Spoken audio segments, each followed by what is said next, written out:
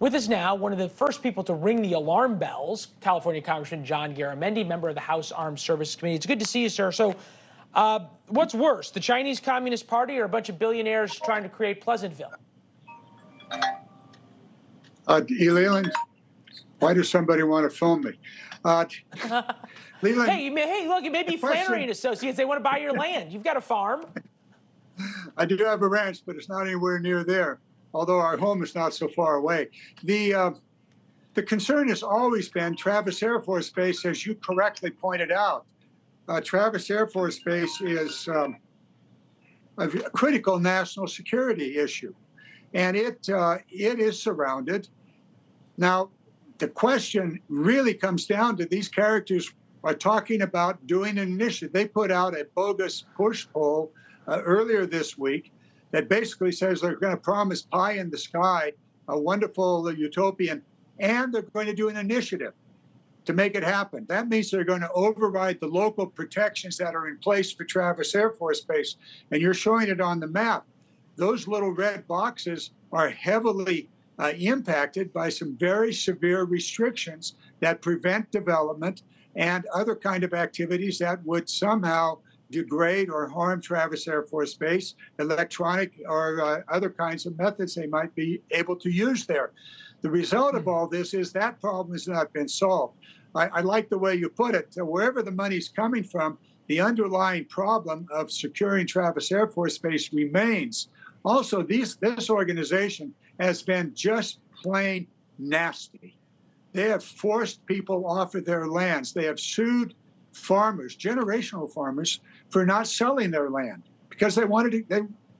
And these farmers are there 5-6 decades, and they want to continue the family heritage. But they're being sued because they won't sell. And when they do sell, they're promised, well, you can continue to operate. Yeah, well, in one case, that promise didn't last till the ink dried on the deed. They were told, get off the land now, even though they had a crop in the field. So these are guys have a long way to go to establish trust in this area. And for me, I still don't trust them. I don't care if it's Chinese money or Silicon Valley money. What do they intend to do in this area? How are they going to deal with the wind farms? Those wind farms can be a major problem for Travis Air Force Base because these blades degrade the radar systems. Right now, those wind farms are heavily regulated. The initiative could wipe out the regulation. This is, you gave this to us. It's interesting, a survey text sent to residents. Next is a description of an initiative that might be on the ballot in Solano County next year. This initiative would allow a major new project to be built in the eastern part of Solano County. This project would include a new city with tens of thousands of homes.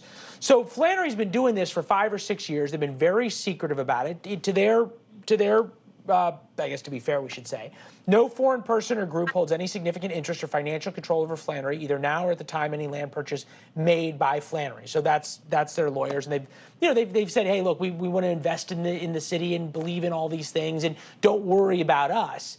I guess you've always been skeptical of the Chinese, and I think we've all learned that you've been correct on that.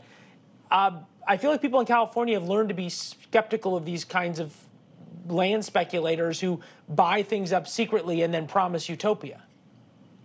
Well, exactly right. And there's, as an investor, I would be very, very skeptical. There's very serious restrictions in this area that I've already said, appropriately so. There is a serious water issue throughout California, and the California law, which they cannot override with their own county initiative, requires that any significant development have water, adequate water. Sanitation is a big issue also throughout this area, and transportation. There is a 5-foot stack of very significant development issues that are going to have to be addressed, whether there's an initiative that overrides the local zoning or not. So all of those questions are on the will have to be on the table. Beyond that, please understand that this group spent 5 years secretly, and in my estimation, using strong-arm techniques that would best be associated with mobsters to acquire the land. Thanks for watching. Go to newsnationnow.com to find NewsNation on your television provider.